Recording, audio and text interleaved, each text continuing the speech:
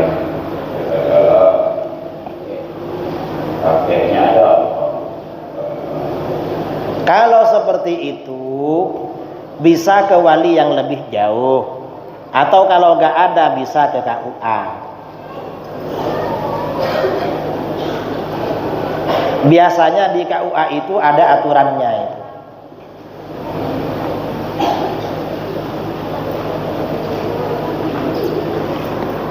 Mudah-mudahan kita paham pertanyaan dari kelompok. Pertanyaan selanjutnya pada Ustaz.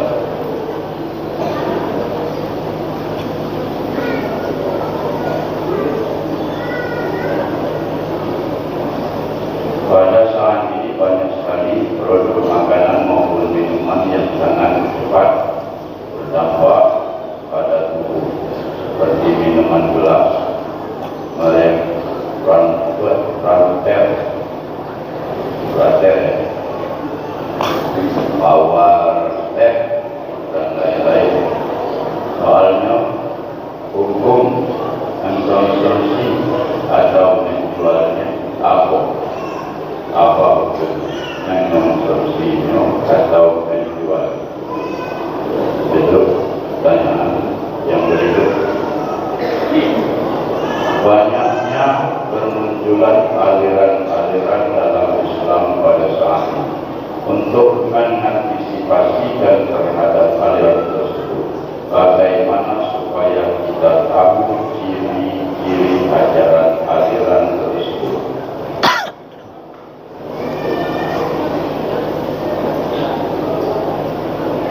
Yang berikut, hukum permainan sejenis judi secara online dengan penggunaan kuota yang dinamakan chip atau CDF. Pertanyaannya, 1. Hukum game judi tersebut. 2. Hukum bagi pemilik konten yang menjual CDF tersebut. Berikut mungkin sudah dijawab tadi. Di dalam pernikahan terdapat rukun-rukun, salah satunya pengucapan syiar, ijab dan qabul yang disebutkan di dalam kitab Qabulul Muqtasilun bil Ijab. Ucapan qabul yang bersambung dengan lafaz ijab, bagaimana pemahaman yang sebenarnya? Ucapan qabul yang bersambung dengan lafaz ijab, bagaimana pemahaman yang sebenarnya? Itu bukan pertanyaan dari Allah. Mohon kepada Ustaz yang berikan ilmu kepada Allah yang bertanya dan kami yang mendengar. Allah. Hukum makanan dan minuman. Kalau makanan dan minuman yang ada, selama itu bukan minuman keras, itu hukumnya halal, baik mengkonsumsi maupun menjualnya. Cuma kalau makanan dan minuman itu bisa berbahaya bagi kesehatan, kalau bahayanya itu jarang-jarang, ya makruh hukumnya, nggak dianjurkan. Tapi kalau bahayanya pasti, maka bisa haram. Jadi tergantung. Nggak boleh kalau bahayanya pasti. Kalau nggak pasti ya boleh, makruh. Kemudian banyaknya aliran yang berkembang di negeri kita. Bagaimana cara mengantisipasi dan bagaimana caranya agar tahu kalau itu aliran-aliran sesat. Caranya ya di dalam hadis riwayat Imam Ibnu Majah dari Abu Umamah Al-Bahili radhiyallahu an, yang bisa selamat dari fitnah-fitnah aliran sesat dan kufur di akhir zaman itu illa man ahyahullahu bil ilmi, orang-orang yang dihidupkan oleh Allah dengan ilmu pengetahuan agama. Artinya apa? Jangan jauh dari ulama, jangan jauh dari pondok, jangan jauh dari pengajian dan majelis-majelis taklim. Insya Allah kalau dekat dengan semuanya akan dijaga oleh Allah. Lalu hukum permainan judi online. Yang namanya judi ya haram, baik offline maupun online sama-sama haram. Lalu yang menjual chip itu, counter yang menjual chip, kalau yang menjual itu tahu untuk judi ya haram juga itu. Kalau memang tahu dan pasti dibuat untuk judi, berarti yang menjual juga menjual barang haram. Jadi begitu. Lalu ucapan qabul yang bersambung dengan ijab, ini sudah tadi ya, sudah dijawab tadi. Mungkin ada pertanyaan lagi. Terima kasih Ustaz yang telah menjawab pertanyaan dari Allah. Mudah-mudahan bisa memahami. Pertanyaan berikut dari Allah. Sahkah sholat Jumat seseorang sedangkan dia masuk masjid khotib sudah membaca khutbah? Sahkah sholat Jumat seseorang dia tidak mendengar orang baca khutbah, masuk ke dalam itu langsung sholat Jumat?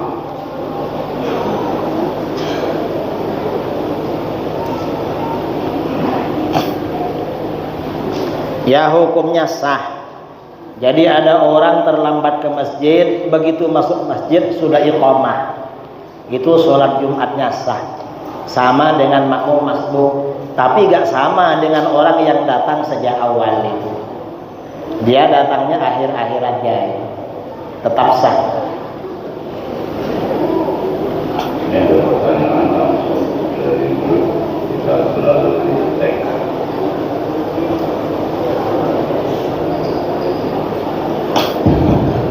Assalamualaikum warahmatullahi wabarakatuh. Kiai, ini ada beberapa pertanyaan. Yang pertama, bagaimana cara membantah musuh Islam ataupun orang Islam itu sendiri yang memberikan penilaian seperti tahlilan, ziarah kubur, maulidan, kenduri ataupun sedekahan dengan bantahan yang singkat, padat dan bisa mengalahkan. Ini pertama. Yang kedua, bagaimana cara kita hidup di Indonesia ini bisa mengaplikasikan, bisa mempraktikkan sikap tasawuf toleran, sikap tawasul seimbang, sikap tawasul moderat, dan sikap i'tidal, sikap adil. Ini bagaimana pandangan panjenengan ini? Itu yang nomor dua. Yang nomor tiga, tentang bagaimana melawan kelompok yang liberal dan juga Islam politik yang keras yang ada di zaman sekarang. Yang nomor 5, apakah dapat dibenarkan apabila ada orang yang mengatakan bahwa dia menuntut ilmu, mendapatkan ilmu agama dapat dari dalam mimpi, bukan dalam Allah, dalam bertemu langsung dengan guru? Itu ya, ada 5 pertanyaan.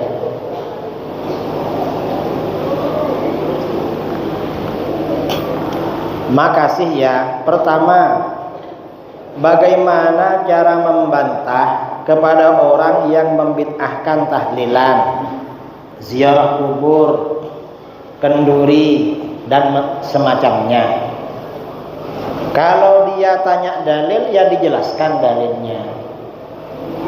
Biasanya mereka memang melarang itu karena gak tahu dalilnya. Karenanya adik-adik para santri yang belajar di pondok itu perlu tahu dalil-dalil ajaran Ahlus Sunnah wal Jamaah. Ini salah satu contoh ya. Kalau Maulid Nabi tadi kan sudah saya jelaskan dalilnya di awal. Di antaranya wadzakirhum bi ayyamillah. Sampaikan peringatan pada mereka tentang hari-hari Allah.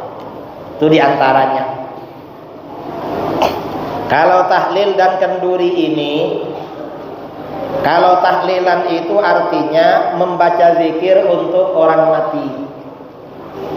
Siapa yang pertama kali membaca zikir untuk orang mati?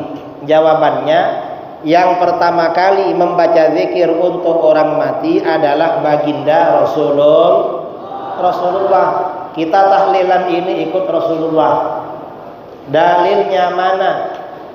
Dalam hadis riwayat Imam Ahmad, riwayat Al-Hakim At-Tirmidzi, riwayat Al-Baihaqi dari sahabat Jabir bin Abdullah Al-Ansari radhiyallahu an. Jabir berkata, kharajana ma'a Rasulillah sallallahu alaihi wasallam yauman ila Sa'd bin Mu'adz hina tuwfi. Kami pergi bersama Rasulullah sallallahu alaihi wasallam pada suatu hari menuju kediaman sahabat Sa'ad bin Mu'adz pada saat ia meninggal dunia.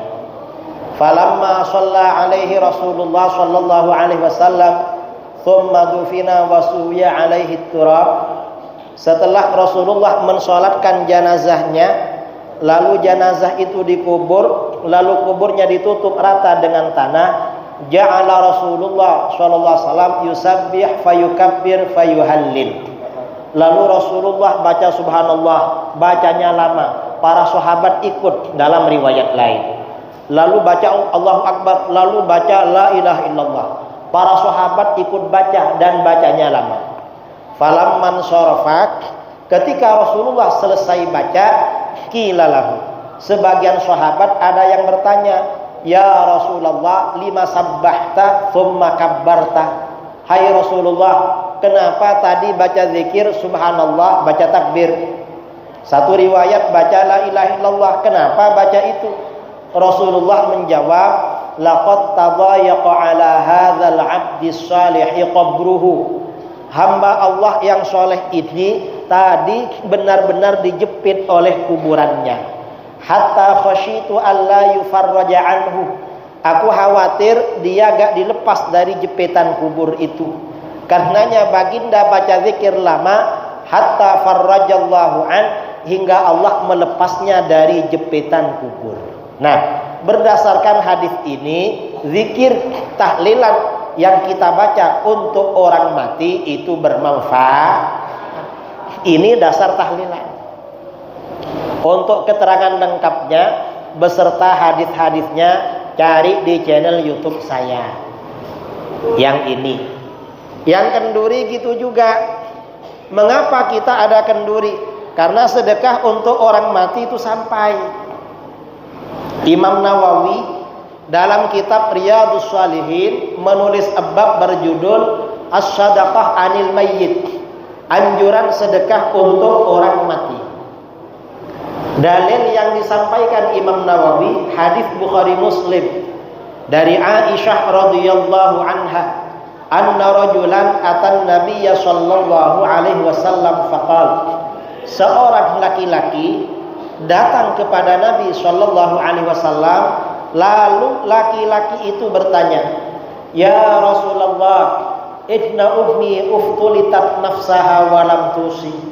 Hai Rasulullah, sesungguhnya ibuku tiba-tiba meninggal dunia dan tidak sempat berwasiat. Wa uraha law takallamat tasaddaqat. Saya kira kalau ibuku sempat berkata-kata pasti berwasiat untuk bersedekah. Afalaha ajrun in tasaddaqtu anha. Apakah ibuku dapat pahala kalau aku bersedekah untuknya? Apa jawaban Rasulullah? Rasulullah jawabannya singkat tapi padat. Naam, iya. Artinya apa? ibumu dapat pahala kalau kamu bersedekah untuk ibumu. Artinya apa? Sedekah untuk orang mati itu sampai dan bermanfaat. Begitu dalil-dalil sedekah untuk orang mati disebarkan, Wahabi bingung. Mengapa? Karena Wahabi membid'ahkan kenduri. Karena bingung, salah seorang dari Wahabi kirim video pada saya. Wahabi dari Pinang, Malaysia. Apa kata dia? Gak apa-apa sedekah untuk orang mati. Loh, katanya kemarin bid'ah, sekarang gak apa-apa. Enggak, gak apa-apa. Siapa yang melarang? Loh, kan mereka yang melarang. Enggak, katanya. Cuman, loh, pakai cuman lagi. Apa kata mereka? Kalau mau sedekah untuk orang mati, jangan pakai kenduri, jangan pakai minuman, jangan pakai makanan. Pakai apa? Mau sedekah untuk orang mati, bangun masjid, bangun surau. Loh, suruh bangun masjid, saudara. Kalau setiap ada orang meninggal, lalu anaknya bangun masjid, kira-kira negara kita jadi negeri apa? Ngawur Wahabi itu. Dan ini para ulama kita merekomendasikan sedekah makan dan minum itu bukan asal-asalan, tetapi dasarnya kuat sekali. Karena di dalam kitab-kitab fikih, macam dalam kitab Al-Minhajul Qawim, Mughnil Muhtaj, Fathul Wahhab, Tuhfatul Muhtaj, dan kitab-kitab yang lain, semuanya mengatakan afdalus sadaqah al-ma. Sedekah yang paling utama, paling besar pahalanya, nomor 1 sedekah air, nomor 2 thumma ta'am, lalu sedekah makanan. Kita ini bikin kenduri karena ini sedekah paling utama memang. Mengapa sedekah air ini paling besar, paling utama? Karena ketika sahabat Sa'ad bin Ubadah, ibunya meninggal dunia, beliau bertanya kepada Rasulullah SAW, "Ya Rasulullah, ayyus sadaqati a'jabu ilaik?" Hai Rasulullah, sedekah apa yang paling engkau senangi? Artinya paling besar pahalanya untuk ibu saya. Apa Rasulullah menjawab? Rasulullah menjawab, al-ma, air. Air, saudara. Mengapa air? Air ini paling banyak dibutuhkan orang. Dengarkan dulu ya, jangan potong. Dah cukup. Tanya apa? Masalahnya ada yang ngomong makan anak yatim. Kalau bersedekah ada yang ngomong makan anak yatim. Kalau makan anak yatim, walaupun gak buat kenduri ya haram memang. Sama dengan hasil mencuri, hasil korupsi, hasil mencuri, punya anak yatim, dibuat umroh, dibuat kenduri, buat apa saja ya haram memang. Ya buat yang bersih lah kalau mau sedekah, karena ini memang dianjurkan. Terus gimana? Ada yang ngomongkan misalkan bapaknya mati ya, namun kita bapaknya. Jadi orang ini ada apa namanya itu? Beras. Ada anak yatim kita sedekahkan itu, katanya haram gitu. Tradisi yang dipakai kalau ada orang tua yang meninggal, orang berduyun-duyun pergi rumah si almarhum itu membawa beras, kemudian beras itu sama di Jawa juga ada. Biasanya itu untuk acara kenduri orang sumbang. Dan biasanya kalau di Jawa ya, warisan-warisan itu gak dipakai sampai dibagi-bagi. Biasanya keluarga yang dewasa itu yang membiayai. Entah kalau di sini, ya dikasih tahu lah, yang punyanya anak yatim jangan dipakai, tinggal gitu aja. Ada lagi? Ini pertanyaan terakhir mengingat waktu. Ini bukan berupa pertanyaan, tapi mohon pandangan menurut Ustaz. Ya, karena di Jambi khusus dulu banyak sekali sekali jamaah tabligh. Ya, jamaah tabligh. Menurut Ustaz, Jamaah tabligh ini yang mendirikan sama dengan NU, orang Ahlus Sunnah wal Jamaah. Karenanya sampai sekarang yang di Indonesia kebanyakan memang Ahlus Sunnah wal Jamaah. Yang Wahabi ada juga tapi sedikit, nggak banyak. Jadi itu ya, cuma memang metode perjuangannya beda dengan NU, dengan kiai, dengan pesantren itu beda. Hanya metode perjuangan. Kalau akidahnya kebanyakan memang aswajai. Dan biasanya kalau di daerah sekitar masjid banyak jamaah tabligh, masjidnya hidup. Betul. Berjamaahnya biasanya hidup. Kalau nggak ada jamaah tablighnya, kadang la yamutu wa la yahya. Tidak mati tapi tidak hidup. Adalah tapi cuma ada, biasanya begitu. Saya kira itu ya. ya permasalahannya yang terjadi di Jambi ini, yang keterangan Pak Ustaz ini, yang katakanlah bagus ya, tapi permasalahan di masyarakat dia tidur di masjid itu Pak Ustaz. Tidur di masjid. Kalau masalah tidur di masjid, kalau takmir dan masyarakat sekitar ya cukup diberitahu aja kalau begitu. Itu kan tergantung kebijakan masjid biasanya. Karena jamaah tabligh, kalau pengurus masjid, masyarakat sekitar gak mengizinkan, biasanya gak tinggal di situ. Dan biasanya masjid yang menjadi base camp mereka, yang pengurusnya jamaah tabligh juga. Biasanya begitu. Ya tinggal dibicarakan, karena tidur di masjid itu gak apa-apa. Secara fikih memang boleh tidur di masjid. Nggak ada larangan, asal tidak tidur suami istri di situ. Kalaupun tidur karena nggak ada tempat lain, tempatnya berjauhan nggak apa-apa. Yang penting nggak macem-macem lah di masjid. Memang boleh. Saya kira sudah ya. Karena ini sudah cukup. Ini jam 12. Nanti selesai langsung aja ke saya, nggak usah melalui ini. Enggak, ini pendek ya guru. Aku panjang Dari saya kurang lebihnya mohon maaf ya. Bapak yang belum ingin bertanya, belum dijawab Pak Ustaz, tolong bikinkan dulu soalnya, nanti saya dihitung, saya akan ajukan. Atau ajukan nanti di petung, nanti disampaikan. Ya, yang Karena ini mau pindah. nanti ada